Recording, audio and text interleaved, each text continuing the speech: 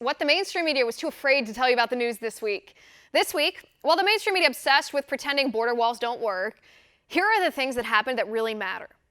The Council on American Islamic Relations, this according to a new report by the Wall Street Journal, is advising Facebook and Twitter about who to kick off their platforms. Specifically, CAIR advocated for Laura Loomer to be banned based on Loomer's tweet about Muslims. Remember, CAIR was named as an unindicted co-conspirator in the Holy Land Foundation case. That was the largest terror financing prosecution in U.S. history. The founders of CAIR have ties to Hamas, and the current executive director of CAIR is a man named Zahra Billoo, who has tweeted about U.S. soldiers being more murderous than ISIS and says he'll never disavow jihad. But did the mainstream media report that Facebook and Twitter are listening to far left-wing groups with ties to radical Islam? Oh no, they didn't. This information was hiding halfway down an article published by the Wall Street Journal titled "Facebook and Twitter Turn to Right-Leaning Groups to Help Referee Political Speech." The Marjory Stoneman Douglas High School Public Safety Commission released their 458-page report on the Parkland school shooting. In this report, the commission recommends arming teachers to keep students safe. This comes after nearly a year of study into what went wrong that led to the massacre that killed 14 students and 3 teachers, and what can be done to prevent such a horrific tragedy from ever happening again. The commission released dozens of recommendations, but did the mainstream media report that the commission recommends arming qualified teachers to keep school children safe? Of course they didn't. Instead, the mainstream media parrots the talking points of the left, pushing gun control and ignoring what would save the lives of children at school.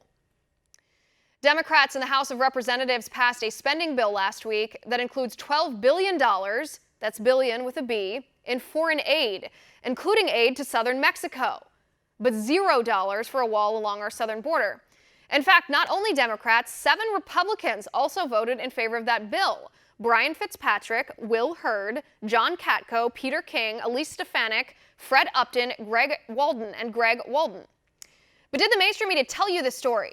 No, they did not. The mainstream media only said Democrats tried to reopen the government. The mainstream media failed to report just how stupid this bill actually was. The media also neglected to report that while Democrats are claiming $5 billion for a border wall is too expensive, the $12 billion for foreign aid to Mexico is apparently A-OK with Democrats, not too expensive. More potential Democratic presidential contenders sign on to the radical Green New Deal. This horrible piece of legislation was first introduced by Congresswoman Alexandria Ocasio-Cortez. Ostensibly, it's a bill about climate change, but deep inside this bill are provisions to transform the U.S. into a socialist nation. We're talking universal income, guaranteed jobs, guaranteed living wage, reparations, a ban on all fossil fuels, government-run health care, provisions for mandated gender ideology, high taxes, and a mandate that people remodel their homes to be green. It's absolutely insane, and it would tank our economy. And Senators Elizabeth Warren, Bernie Sanders, and Cory Booker have all signed on to the Green New Deal. They support it. But did the mainstream media report to you what's actually inside the Green New Deal? Oh no, they didn't. Instead, they pretend it's just a run-of-the-mill Democratic climate change bill. It's not. The mainstream media doesn't care to report any of that to you, so we will.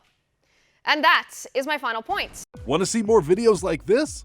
Click on the link below and subscribe to One America News on YouTube, and call your cable provider and kindly demand that One America News is added to your lineup. Call and subscribe today.